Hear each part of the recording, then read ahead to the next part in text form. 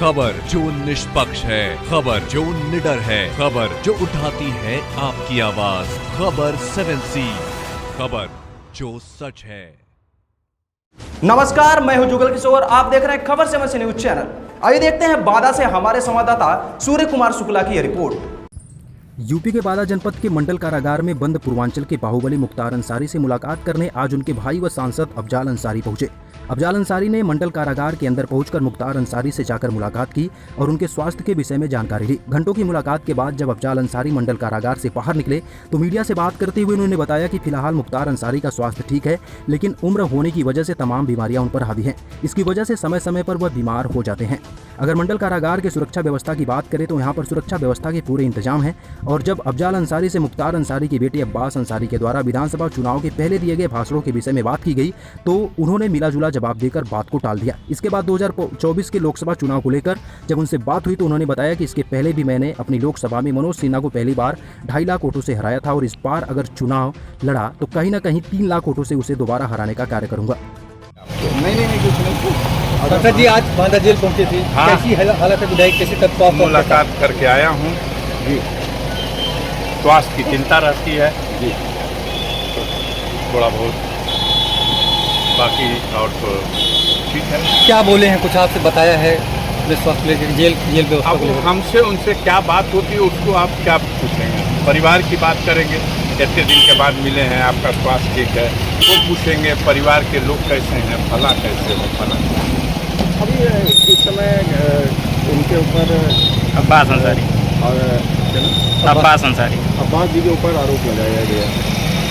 देखिए, अब्बास पे आरोप है, उसके बारे में हमसे क्या पूछना चाहते हैं? हम कुछ कहेंगे तो आप कहेंगे कि सफाई दे रहे हैं। नहीं, कितना सही मानते हैं?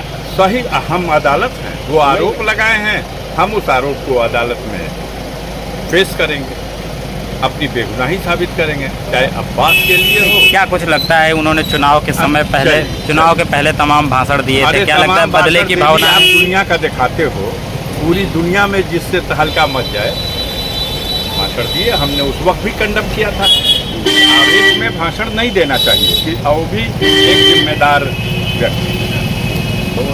क्या लगता है सरकार बदले की भावना से काम कर रही है? ले ली थी सरकार बदले की भावना से काम कर रही है। अब ये इसको बदले की भावना कहा जाएगा जब कोई खुद ही कहता है कि ये एक मॉडल है। मॉडल का मतलब रोल मॉडल। तो अब जनता के सामने जो समस्या है भूखमरी की, बेरोजगारी की, महंगाई की, देश में फैली हुई अराजकता की, बेईमानी की, झूठ की, लूट की, उससे ध्यान हटाने के लिए कुछ करना है ना। तो जो ध्यान हटाने के लिए कुछ करना है उसमें आप सहायक हो और आप उसको रोल मॉडल उनका बता करके कहते हो ठीक है। ओपी राजभर साहब लगातार कह रहे हैं कि अब मैं बीजेपी में जाऊंगा तो अब कमेंट नहीं करूंगा। इस समय चित्रकूट में शिविर चल रहा है, बात का बड़ा फिर से सारे देश में चल रहा है। कल माननीय प्रधानमंत्री जी, कल गाजीपुर में दिशा की बैठक थी, मैं उस बैठक की अध्यक्षता कर रहा था।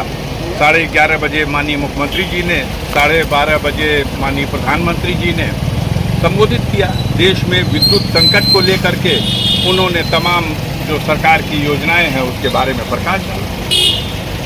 अभी आपने जेल के अंदर मुलाकात की है, विधायक जी क्या कुछ बोले हैं जेल की व्यवस्थाओं को लेकर? अभी आपको बता चुका हूं कि हम जेल की व्यवस्था तो देख रहे हैं, चाक चौबंद है। जहां नियम बनता है वहीं मैं बैठता हूं। जब वहां नियम हम बना रहे हैं तो ये पालन करने वालों को तो वही पालन करना है, उसमें और कोई टीका टिप्पणी करना मुनासिब नहीं। विधायक षड्यंत्र का आरोप लगाया है। विधायक जी बेटे ने लगाया, विधायक जी ने। देखिए, जिस पद पर